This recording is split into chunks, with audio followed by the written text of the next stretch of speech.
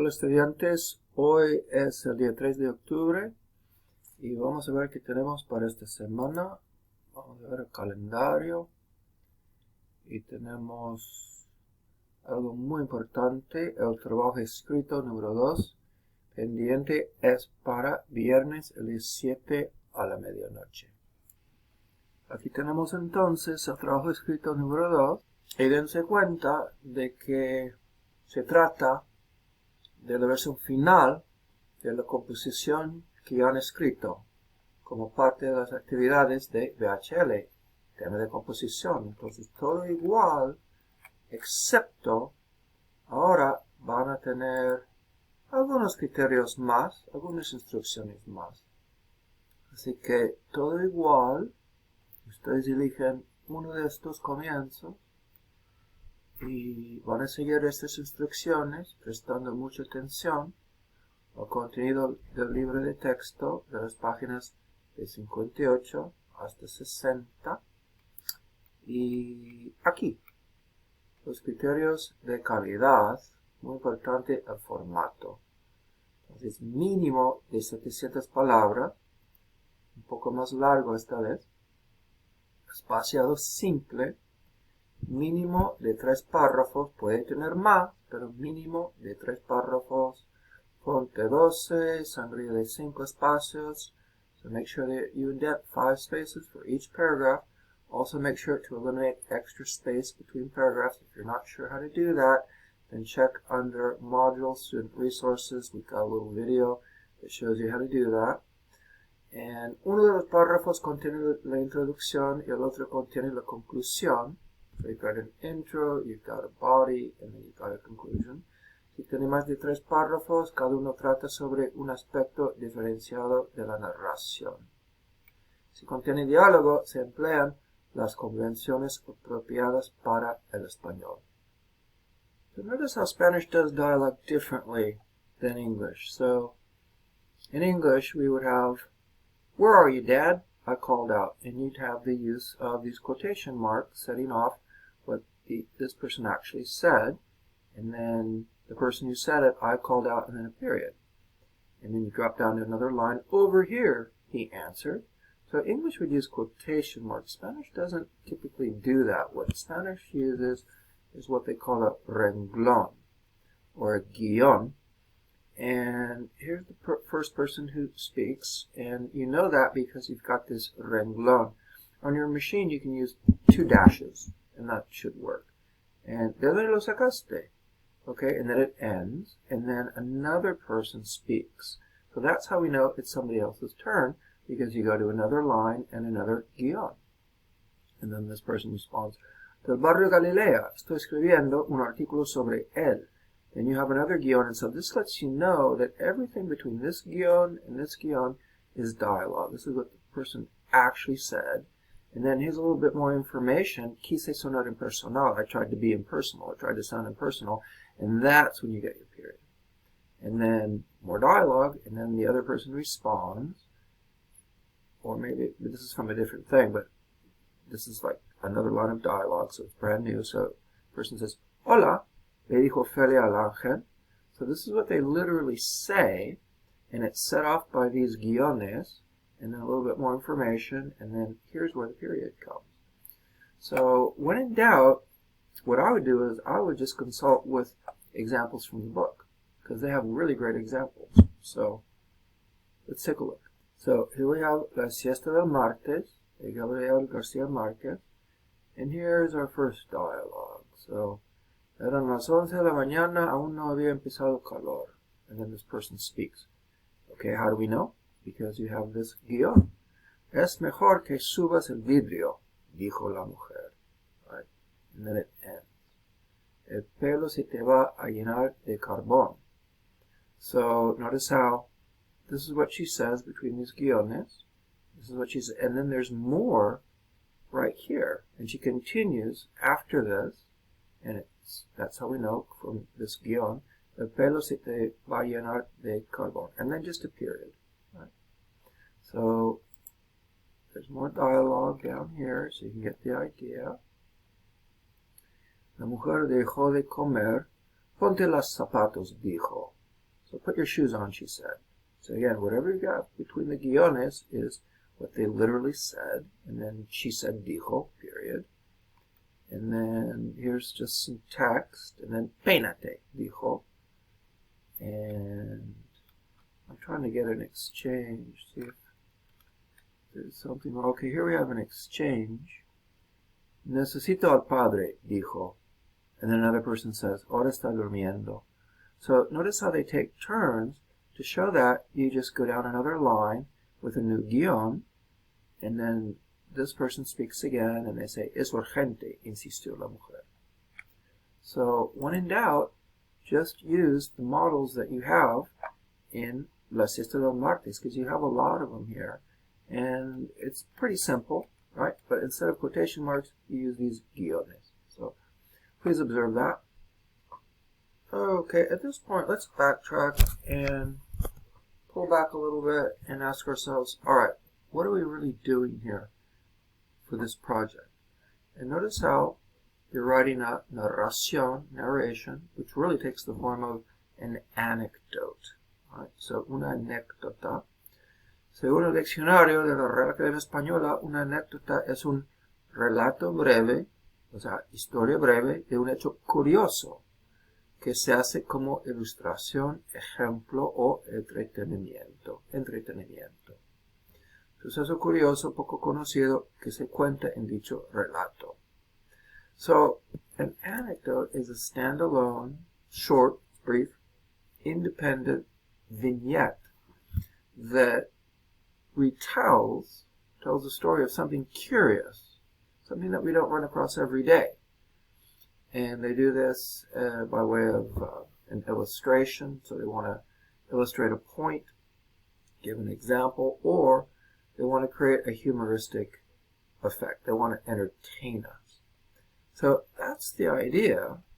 And that brings us down here, el propósito. Right? ¿Por qué escribo esto? You've got to ask yourself, why am I writing what I'm writing? And it's got to pass the ¿y qué test. In other words, it's got to pass the so what test. I was reading a lot of your first drafts, and it's like, well, why? Why did you write this? Why am I reading this? Think about your reader. If the reader's going to invest 5 minutes, 10 minutes in reading what you've written, they want a payoff. So it's not just enough to say, the most fun I ever had in my life was the time I went to Busch Gardens, and I went with my best friend, and we ate cotton candy, and we went on Space Mountain. We had a really great time. I can't wait to go back. It's not enough. It doesn't pass the so what. If you're going to take the time to write something, and someone's going to take the time to read it, there's got to be a payoff.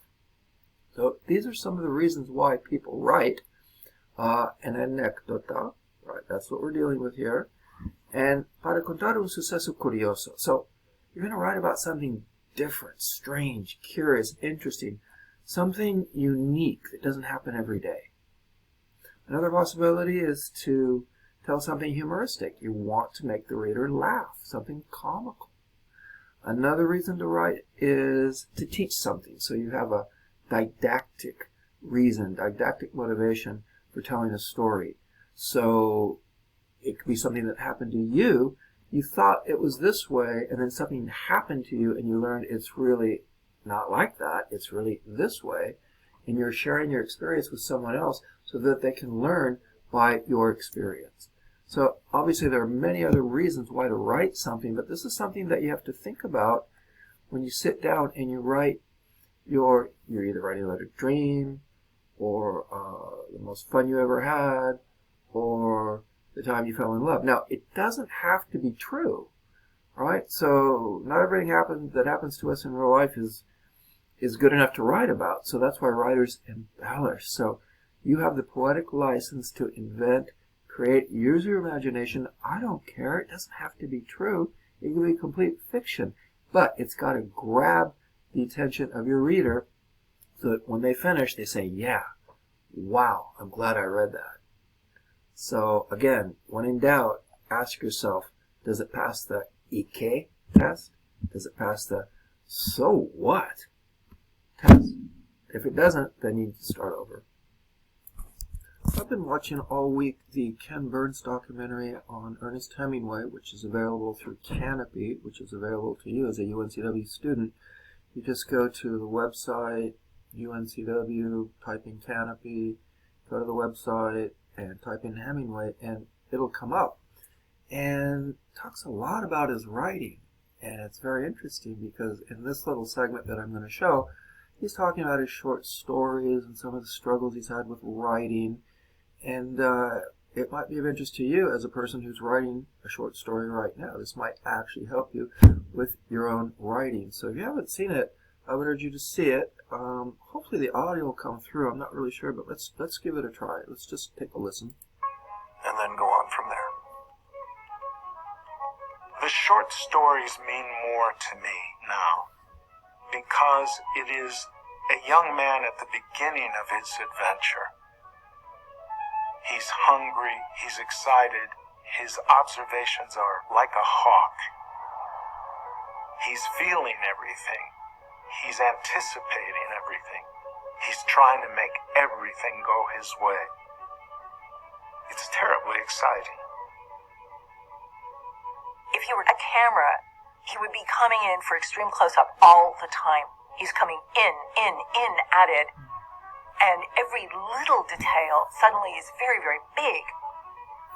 It's not like the way 19th century writers would write, which was very panoramic, where the camera is set way, way back, and you see a giant expanse of experience, and yet he's really up close at it. You can see every pore in everybody's skin when he's writing, and this is extremely exciting. During the first 6 months of 1924, Hemingway wrote more stories, hoping to include them in a new and expanded collection of In Our Time. In Our Time just rearranged the geography of what was possible for a lot of people writing in English. When I go back to that book and try to forget about who he became, I'm just blown away. That book, it takes the top of your head off. So, take a look at some of these titles, because you have to supply a title for your anécdota, your narración. And these are all short stories. Indian Camp, The Doctor and the Doctor's Wife, The End of Something, The 3-Day Blow, The Battler, a very short story, Soldier's Home, The Revolutionist, Cat in the Rain, Out of Season, Away You'll Never Be. These are great titles for these short stories. The book would eventually include 15 stories, separated by brief italicized vignettes based on things Hemingway had seen or been told about. Refugees, a dying bullfighter, a hanging, and the war he had experienced in Italy. There's something about these short pieces that are immortal, in my opinion. I think they're absolute miracles of prose, of description, of evocation, and of the most important thing of all, being there. They take you there. While the bombardment was knocking the trench to pieces at Fasalta, he lay very flat and sweated and prayed, "Oh, Jesus Christ, get me out of here. Dear Jesus, please get me out. Christ, please, please, please, Christ. If you'll only keep me from getting killed, I'll do anything you say. I believe in you, and I'll tell everyone in the world that you are the only one that matters. Please, please, dear Jesus." The shelling moved further up the line. We went to work on the trench, and in the morning the sun came up and the day was hot and muggy and cheerful and quiet. The next night, back at Mestre, he did not tell the girl he went upstairs with at the Villa Rosa about Jesus.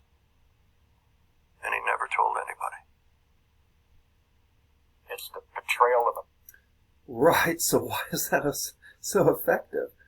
Because how many of us have been in that situation where we're praying to God, "Oh, please, if just let this happen, I'll be really good, or I'll do this, I'll do that, and you get it, but then you don't go ahead and you don't follow through, and it's just like any other day.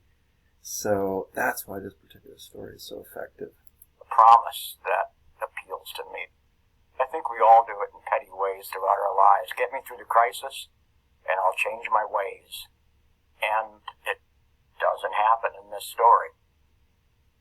Half the stories in Our Time feature Nick Adams, a character who is very like the young Hemingway. In Indian Camp, he is a little boy who accompanies his physician father across a lake to an encampment where a woman has been in labor for 2 days. Pure horror follows.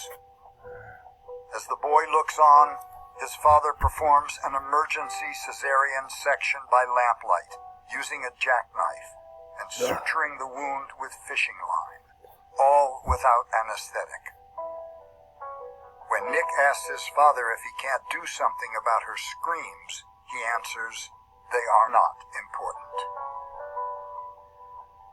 Afterwards, the father of the child, apparently unable to endure his helplessness during his wife's ordeal, is found to have slit his own throat. Do ladies always have such a hard time having babies? Nick asked. No, that was very, very exceptional. Why did he kill himself, Daddy? I don't know, Nick. He couldn't stand things, I guess. Do many men kill themselves, Daddy? Not very many, Nick. Do many women? Hardly ever. Don't they ever? Oh yes, they do sometimes. Is dying hard, Daddy? No, I think it's pretty easy, Nick. It all depends. They were seated in the boat, Nick in the stern, his father rowing. The sun was coming up over the hills. A bass jumped, making a circle in the water. Nick trailed his hand in the water. It felt warm in the sharp chill of the morning. In the early morning on the lake, sitting in the stern of the boat with his father rowing, he felt quite sure that he would never die. Indian Camp. That's one of my favorite stories in the world. I mean, he was a baby when he wrote it, but it is it's a work of great sophistication, and it handles very sensational material in an absolutely unsensational way. And what it all comes down to is, you're gonna die. He knows he's gonna die. He's seen it, but there's this feeling, being with his father, being outdoors, in the dawn, that it's possible to hope or deny or evade that truth for a little while. So obviously the reader gets a big payoff when reading that story. Afterwards it just leaves you, you go through a bit of a catharsis, right? So I'm not saying you have to write like Hemingway, but you should at least think about, okay, why am I going to write this? What kind of impact do I want to leave on the reader? And again, check out this documentary by Ken Burns. It's really, really well done. So I just rolled the video back and I realized that we didn't have any visuals, so you couldn't see it, but you could still hear it, right? So it must be a block because of copyright infringement. They don't want you to do a bootleg.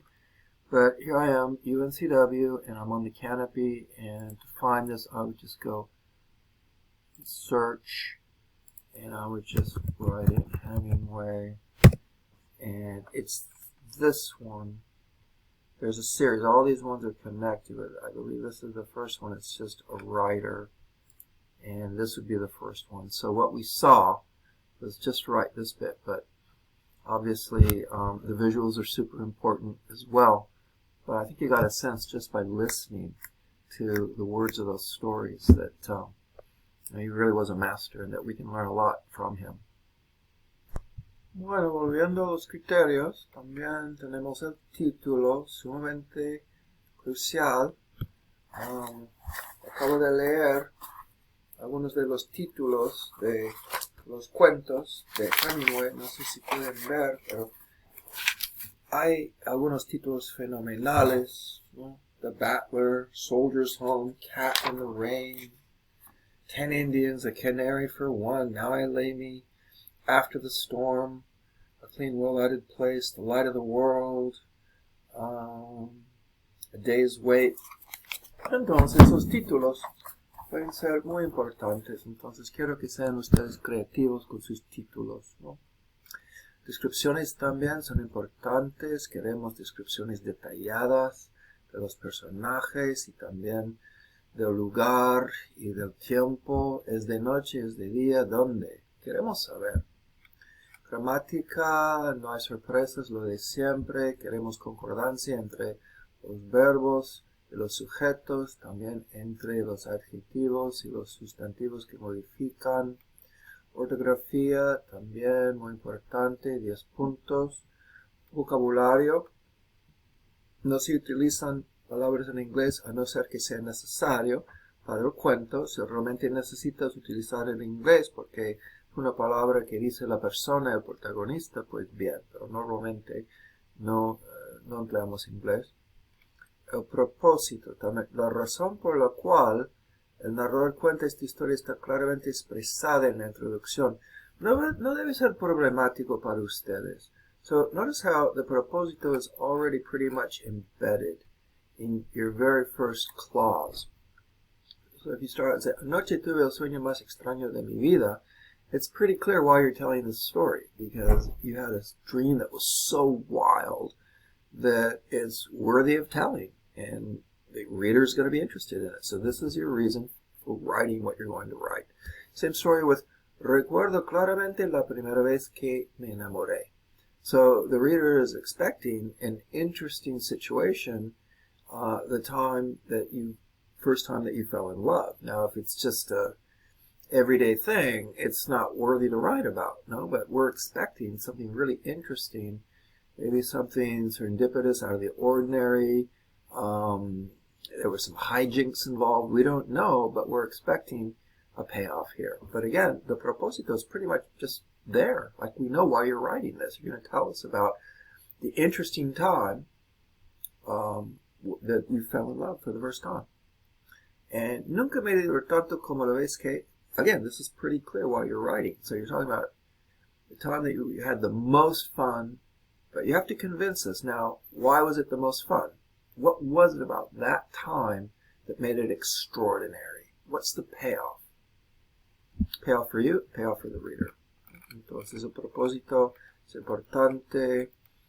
Y el punto de vista, no hay problema, es de primera persona o como testigo o protagonista. So whether you're just first-person witness telling what you observed, or you're a first-person protagonist, you're writing in first person, but actually experiencing the events that you're talking about, it doesn't matter. So this is just kind of a formality, so just keep it in the first person, and you should be okay. Así que, este es el trabajo escrito, y va a ser para el viernes que viene. Si necesitan algo, por favor, me lo dejan saber. Si no, estaremos en contacto pues muy pronto. Suerte con todo. Hasta luego.